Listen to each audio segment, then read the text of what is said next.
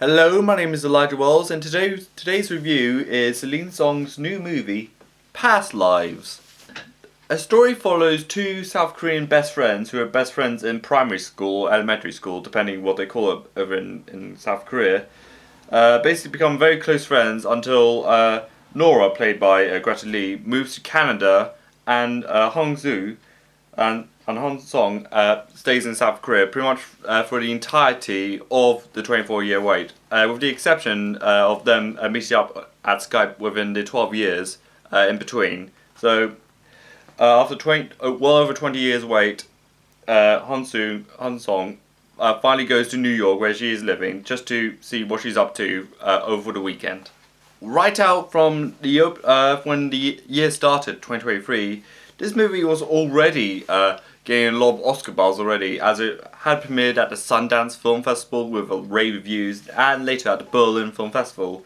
And knowing this is Celine Song's big magnum opus that she has actually had drawn from her own personal life experience, as she, like Nora herself, did emigrate from South Korea to Canada, then later to the United States. So this movie is undoubtedly very personal to her heart and very personal to her in a lot of great ways, as the movie does deal with the immigrant story and destiny, and of course a lot of love, and just if we could do it all again, which the movie does draw into a lot into.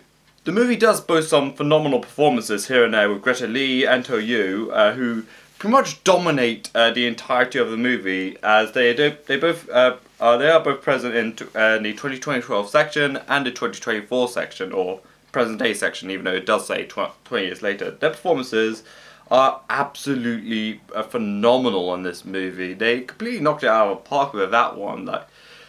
And also there is John Magaro as Nora's a husband in the movie, who is, even though he has 20 minutes or so in the movie, he was still very brilliant despite his very limited appearance in the movie, even though it does somewhat acknowledge it in the final bar scene, where he does feel like completely left out in a conversation that's entirely done in Korean.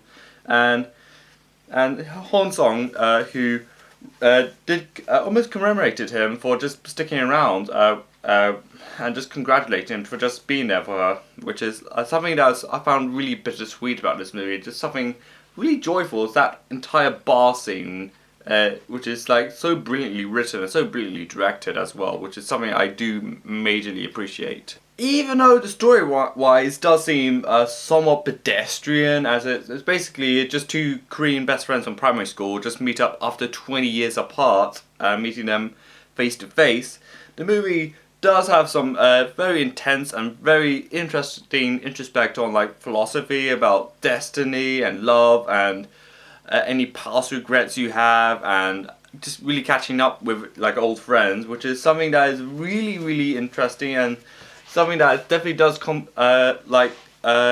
gets conquered around in a lot of conversations that exchange between the two, which is something that's super interesting. And of course, what they've been up to in the past 20 years, and what they also really like in that time, and how things have changed for them. For example, Nora did say that when she was about to emigrate to Canada, that she wants to be a writer that wins the Nobel Peace Prize.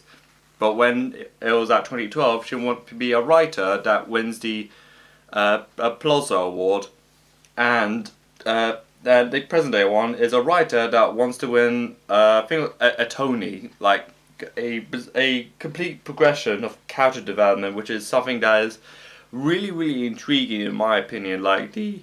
How not just the character development at its full frontal form, but how the characters kind of progress and reevaluate their dreams, which is something I really, really look for in a lot of films nowadays.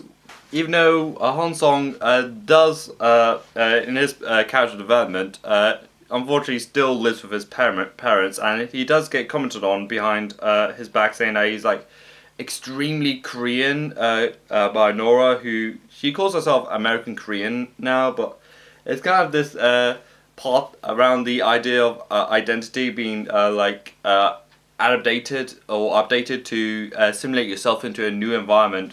And Hong Song Compared to Nora being a writer who like changes her goals like every 12 years, he's at 2012 he was studying at university, studying engineering, and afterwards he was at the military service, and now and at present day he still works with engineering, and he has unfortunately broken up with his girlfriend, which doesn't fully explain, like fully flesh out the motives of why he's came all the way to New York to meet up with her. Maybe just to chat, like see how things are doing. But I feel like there's need to be more of a motivation just to anchor it down a little bit. But again, I'm going down to the ballpark, being that simplicity is key, or it doesn't have to be too overly explained or too overly averted of what he's trying to achieve within that weekend in New York. I think it's just really a simple case of, I just want to see how she's going on now, and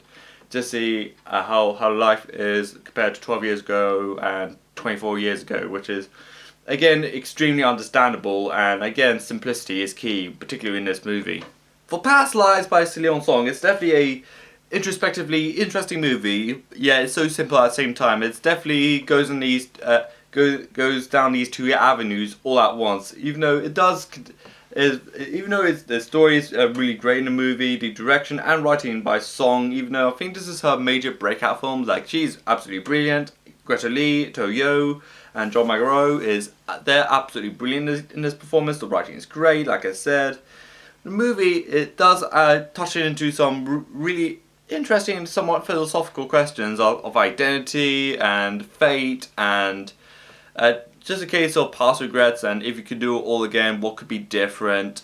Something that will stir up some conversations, and it's definitely a very warm, very bittersweet movie that you might definitely want to watch on date night, or something to stir up some very simple conversations with some simple questions that will with answers that will just keep branching out more and more and more if you lay into it, if you give more thought into it. So I'm feeling Past Lives is an 8 out of 10 for this time. So what do you think of Past Lives by Celine Song? Follow me on Twitter and Instagram, like this video, comment down below, follow me on Letterboxd, and subscribe to my channel. And this is Elijah Wells, and bye.